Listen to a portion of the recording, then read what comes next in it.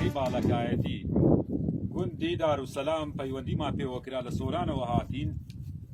لە بەرزای تقریبا 100 متر ئەو بزنەگیری خواردبوو 7 گولێ دەرما بووە یعنی بەڕاستی شتەکە گوناح بوو یعنی ئەمە پێمان گوناح بوو ئیشەکەش ئیوە بوو تۆزە قورس بوو بەس الحەمدولله بە سەلامەتی ڕزگاریم کرد ئایە و برادرانەیە گوندی دارولسەلام لە منتیقە جوانەکەی باڵەکایەتی ئەمە هەر ئیشەک شتێک بەمە بخەتێ کاشی شوانە مە لە خزمەت دایدان